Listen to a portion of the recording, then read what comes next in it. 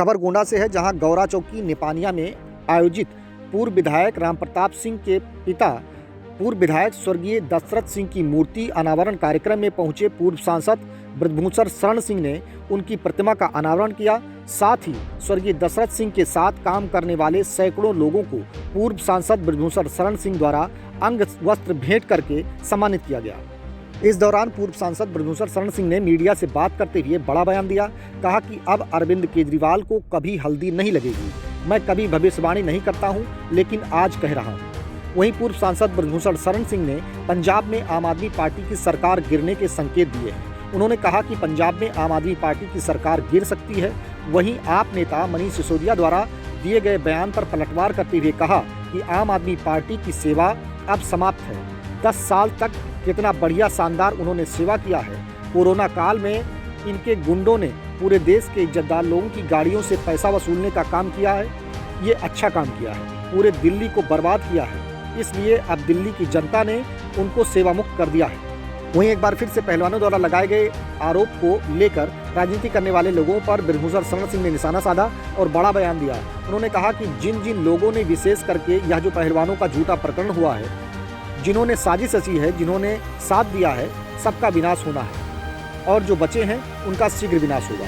वहीं प्रयागराज महाकुंभ में लोगों की उमड़ रही भीड़ को लेकर पूर्व सांसद ब्रजभूषण शरण सिंह ने कहा कि मैं कभी कुंभ में नहीं गया हूँ, मैं भीड़ को अवॉइड करता हूँ। गंगा स्नान किया हूँ, लेकिन भीड़ के समय नहीं करता हूँ। लेकिन इस समय जिस भी कारण से हालात जो पैदा हुए हैं और एक विषम परिस्थिति है, ऐसे में जो कार्यकर्ता और जनता वहां जाना चाहते हैं, उनसे आग्रह है कि थोड़ा दिन रुक करके आएँ, कुछ दिन के बाद स्नान कर लेंगे, क्या दिक्कत है। पूर्व सांसद ब्रजभूषण शरण सिंह ने बड़ा बयान देते हुए कहा कि गोंडा जिले के 75% मुसलमान हमारे पटीदार हैं।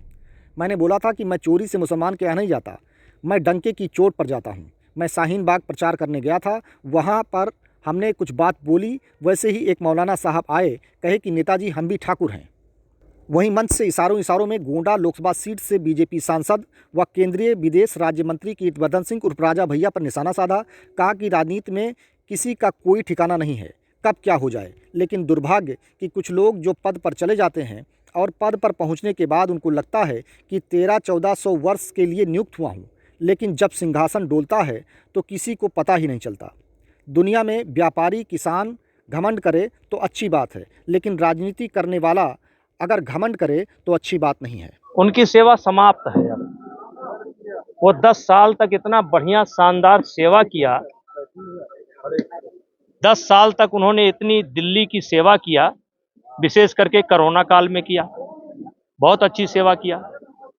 कोरोना काल में उनके गुंडों ने पूरे देश के इज्जतदार लोगों के गाड़ियों से वसूली का काम किया, अच्छी सेवा की। शराब एक के साथ एक फ्री बंटवाया, बड़ी अच्छी सेवा की। पूरी दिल्ली को बर्बाद कर दिया, नाले सड़कों पर कभी ध्यान नहीं गया, तो इसलिए दिल्ली की जनता ने उन्हें अब सेवा मुक्त कर दिया है। और मैं आज इस पवित्र भूमि से, वैसे मैं भविष्य की घोषणा नहीं करता हूं, लेकिन आज कर रहा हूं, अब उनको हल्दी कभी नहीं लगेगी। लेकिन पंजाब की सरकार गिर सकती है। अब सरकार को निर्णय लेना है, उस सरकार को निर्णय लेना है।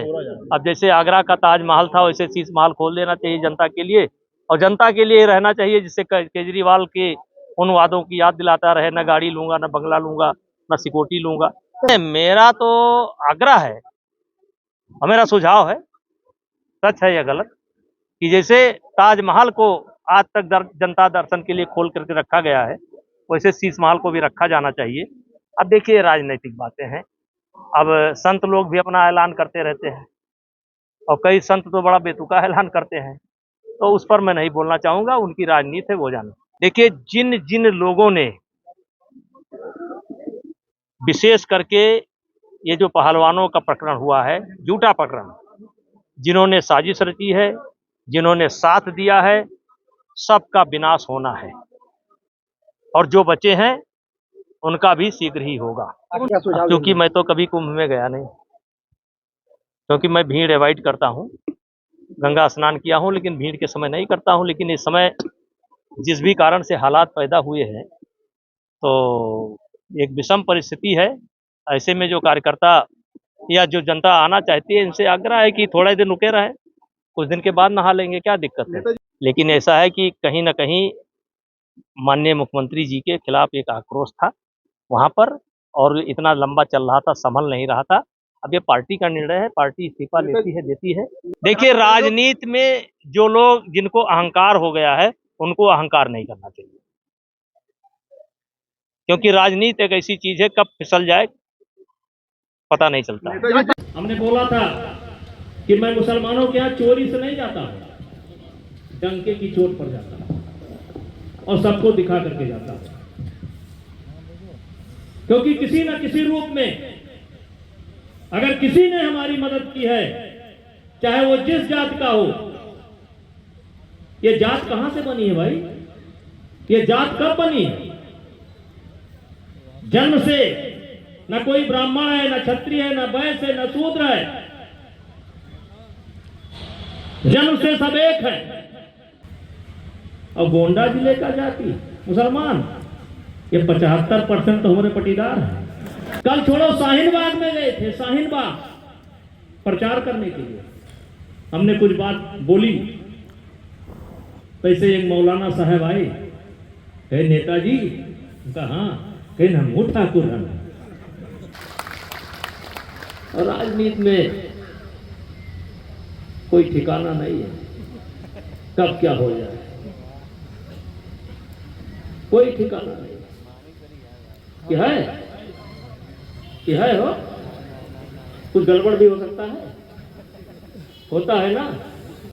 लेकिन दुर्भाग्य है, जो लोग पद पर चले जाते हैं उनको लगता है कि मैं 1300-1400 वर्ष के लिए नियुक्त हुआ हूं, लेकिन जब सिंहासन डोलता है तो किसी को पता नहीं चलता।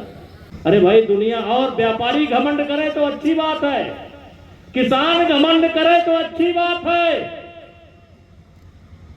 लेकिन राजनीति करने वाला घमंड करे तो ये अच्छी बात नहीं है।